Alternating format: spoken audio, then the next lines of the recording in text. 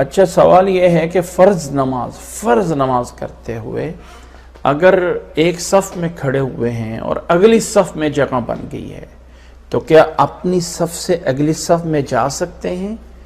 فرض نماز میں بھی صفوں کو پورا کرنے کے لیے جا سکتے ہیں۔ اللہ کے نبی صلی اللہ علیہ وسلم کی حدیث ہے، من وصل صفا وصلہ اللہ، جو صفوں کو ملاتا ہے اللہ اس کو ملاتا ہے۔ تو اگر اگلی صف میں سے کسی بندے کا وضو ٹوٹ گیا اور وہ چل کے چلا گیا تو بہتر یہ کہ سائیڈ والا اس کو کور کر دے اور اس سائیڈ سے آگے تک اس کو کور کر لیا جائے۔ اگر اس کو کوئی کور نہیں کرتا تو پیچھے والی صف سے اگر کوئی چل کے آگے والی صف میں ہو جاتا ہے تو فرض نماز میں بھی ایسا عمل جو نماز کے لیے کیا جاتا ہے وہ جائز ہے۔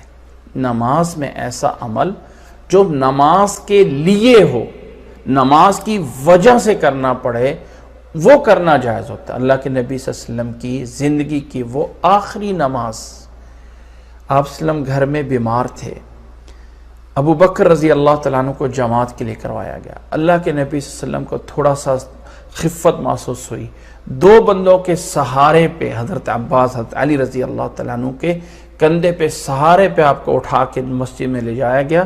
جماعت کھڑی ہوئی ہے، صفوں سے گزار کے اللہ کے نبی صلی اللہ علیہ وسلم کو آگے والی صف پہ مصلی پہ ابو بکر رضی اللہ تعالیٰ عنہ کے دائیں سائڈ پہ بٹھایا گیا۔ حضرت ابو بکر رضی اللہ عنہ واپس لوٹنے لگے، آپ صلی اللہ علیہ وسلم اس کو اشارہ کرتے ہیں کہ یہیں پہ ہی رہو، وہ وہیں پہ رہتے ہیں، اللہ کا ہاتھ اٹھا کے اللہ کا شکر ادا کرتے ہیں، وہیں پہ رہتے ہیں۔ اب یہ سارا عمل نماز میں ہوا ہے، سارا عمل نماز میں ہوا ہے، اور اس پہ کسی نے نہیں کہا تھا کہ نماز ٹوٹ گئی۔ تو نماز میں وہ عمل جو نماز کے لیے ہوتا ہے وہ فرض نماز میں بھی جائز ہے۔